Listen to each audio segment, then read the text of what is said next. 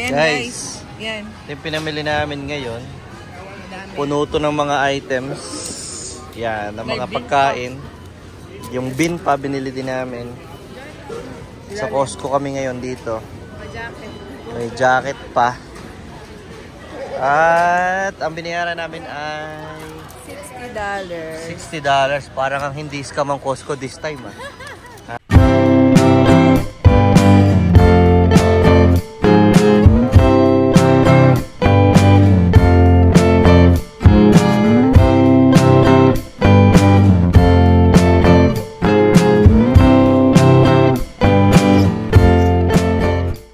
Hindi scam ba ang Costco? Hindi. Ayan yung aming naipon sa loob ng isang taon. Bayad na yung ating membership, no? Bayad na yung membership. Tapos may nakuha pa tayong cashback. May nakuha pa kaming cashback. So ito talaga is total of magkano? 400 something? 430. Pero ang aming lamang binayaran dito is $60. Winter na sa Calgary. Ngayon lang nag-winter sa Calgary. Sobrang lamig.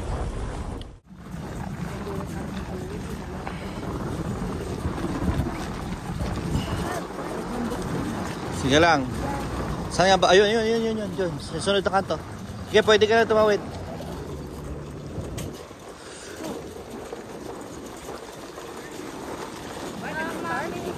Every time I step, the sun vibration goes in my feet. Sobrang lamig ngayon dito.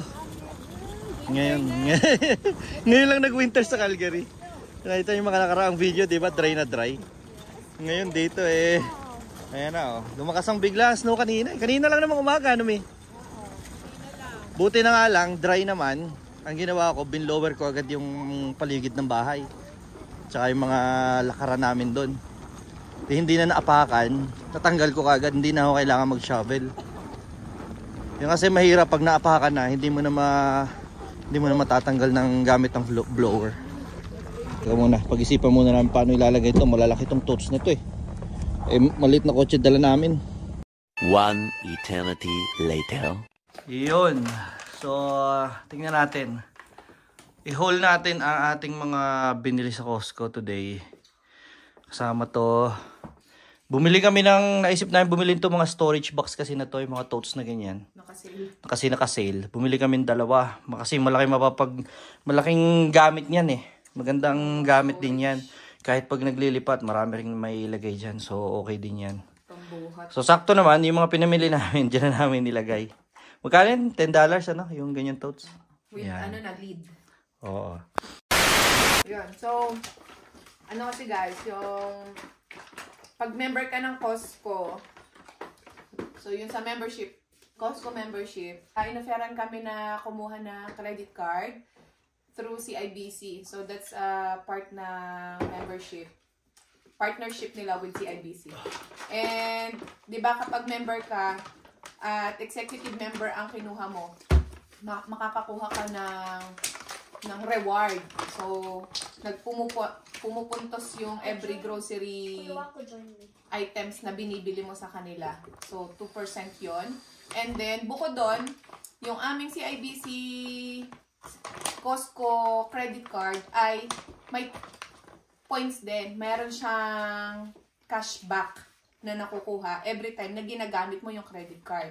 Sa lahat yon, sa gasolina, kaya lagi kami sa Costco nagpapagas. Doon lang talaga kami nagpapagas Costco. Kasi sayang din yung points. Sayang points eh. So gasolina, groceries, so every time ginagamit mo yung credit card, may certain percentage na nakukuha.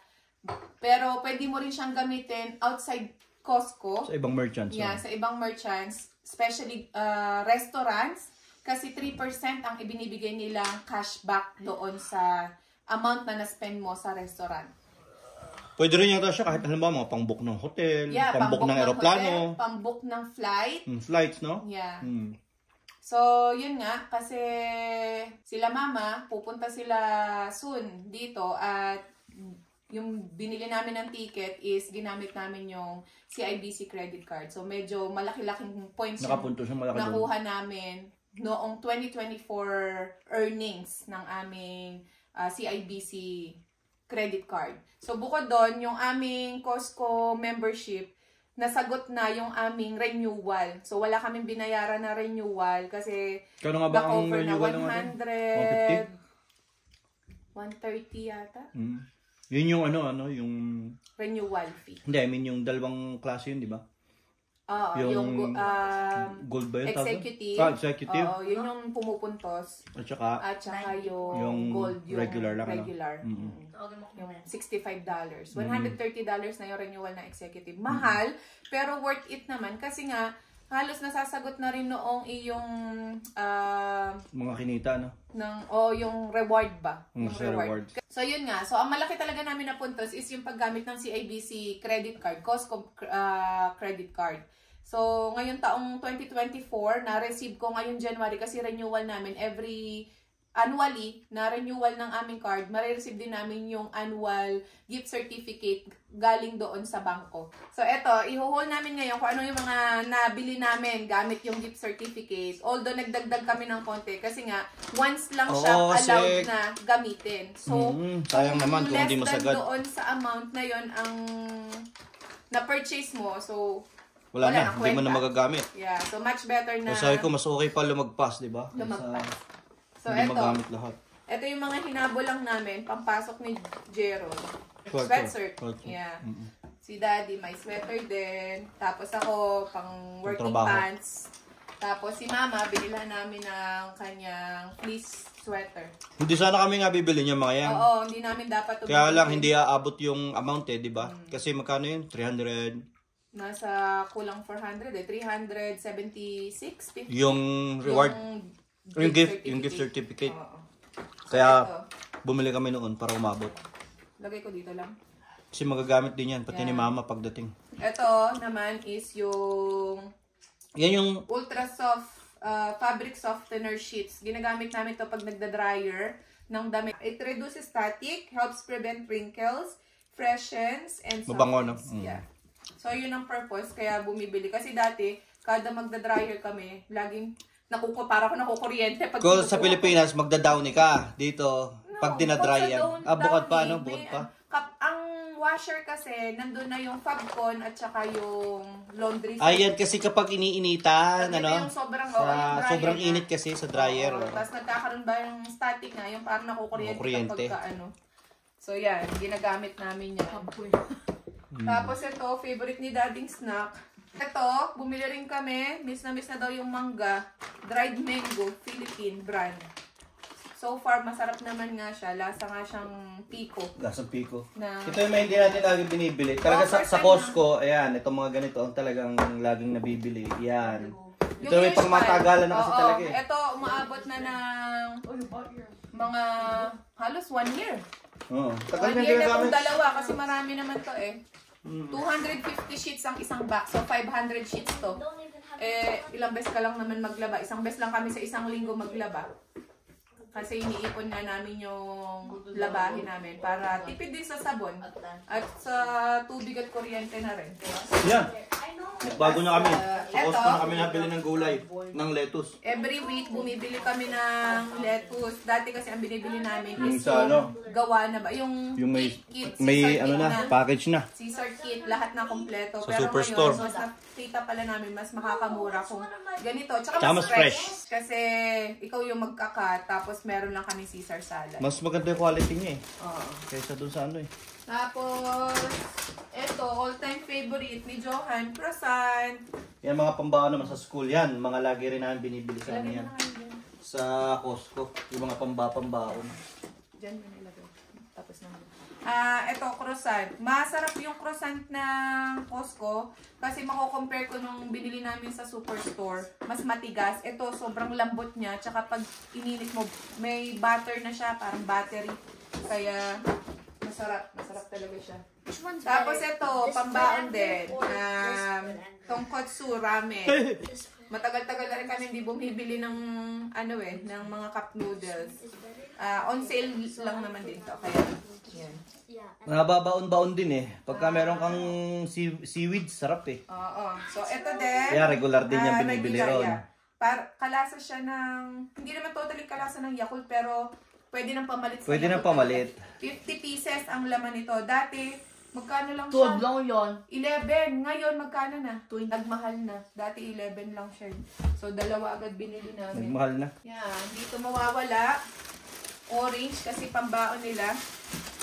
Orange. Sunkist. Prutas. Mantika. Pag nagbabawa si mami, lagi niya may prutas, tinapay, Prutas, ganyan. tinapay, at gulay. Gulay. Mantika, mas mura. Nakita ko na mas mura ang mantika sa Costco. Itong 4 liters na to ay $9. Oh, marang hindi ka na makakabili yung superstore ng mga, di ba? Oo. Dati 13 na. Yung binibili namin 3 liters sa Superstore ay $12 na yun eh. So, ito Kaya mas nga. mura. At ayan, ang kapartner nung aming static na popcorn at sabon, laundry soap. Yan. Ito, mga regular din talagang doon namin binibili. Pangmatagalan na. Kaya Kasi namin, mga pangmatagalan yan. kaya naman namin binili na. Kasi nga, dahil dun sa gift certificate, so sabi namin, much better na i-consume namin yun sa mga needs talaga na kailangan namin dito. So, binili talaga namin is mga sabon, yung pangmatagalang magagamit, mantika, at saka yung mga pambaon. Tapos, dahil nabudol si Daddy nang natikman niya, masarap. So, yan, napabili kami. Yun yung mga part sa Costco na budol. Kasi kapag ka napatikim ka ng mga free taste nila at nagustuhan mo, Mapapabili gusto mo talagang bumili rin eh. Yan, mapapambaon din Pag naman nasarapan yan. ka eh. Ewan ko lang kung aabot kasi usually pag bumibili kami ng mga donut na maliit, Hindi natagal eh. isang araw ubos. Ito, Maubos agad dyan kasi dalawang bago tray eh. ng itlog. Matagal-tagal din namin to, siguro mga 1 buwan din namin bago maubos. Tagal na yan. Oo. Pang-ulam, bacon. Masulit din yung, mas mura talaga sa Superstore kung tutuusin yung bacon. Kung lalo naka-sale. Kasi ito, worth $20 mahigit for 4 pieces. Doon, so, ang katumbas nito is parang $5. Doon sa Superstore, minsan may mabibili ka na mas mura pa. Pero sa yung quality, bigat niyan, sa yung bigat, sulit to. Sulit na rin to. so bigat yata yan, Kasi hindi siya ang isa nakasale niyan. eh. Kung itutumbas mo dun sa presyo ng mga nandoon, $7, ganun. So, sulit pa rin to. Tsaka makakapal ang hibla niyan. Makakapal. Hindi kagaya yung sa parang tela na lang. Sobrang nipis na eh. Ito, ngayon ang pinili ni Johan, kasi lagi yan everyday, morning Milk ang pa rin yan. kanyang breakfast ay 1 big cup of milk. Regular pa Oo. rin yan. So, sabi niya, Mami, try ko daw ulit na mag-choco. Milk chocolate. Pagdating Kasi- sa gatas, Costco din kami regular. Pagka lang talaga yung mauubusan, saka lang minsan napapabili sa mga Walmart, sa kung saan malapit. Ano yan, sulit din. Kasi kinompare ko rin yung price, mas mura rin sa Costco. Kahit ilang cents pa yung difference lang, pero mas mura pa rin siya. Oo. Ito, naka-sale din to ngayon. Pot sticker. ang tawag. Pambaon-baon din. Para siyang dumplings. Pambaon din nila. Masarap siya. Ayan, kaya na-discover eh. Free taste din. Sa free taste lahat. Pag kasi nakakaano ka sa free taste eh, talaga, madidiscover mo yung mga lasa eh. Ito din, sa free taste din to dati natikman. Umulit lang ngayon lang ulit umulit. Na-miss na daw nila. Moza sticks. Mozzarella na coated. Pambaon din nila. Kaya talagang yung nila, yung free taste ng Costco. Marketing strategy talaga yun eh.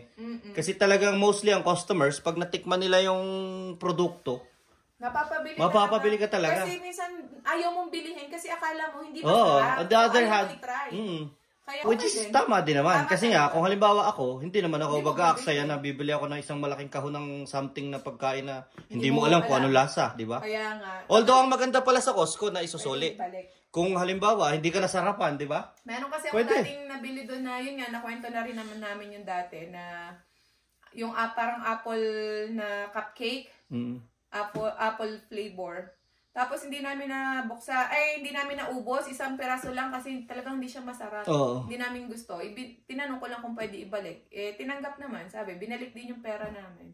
So, although mas nakakahiya naman kung gano'n na bakit binili mo, tapos nabuksan mo na, tapos ibabalik mo. Kaya nga, Pero mas maganda talagang- yung ganun, Yeah. pinapatikim muna. Oo. So, para sulit ba yung bili mo? Eto, naka-sale din.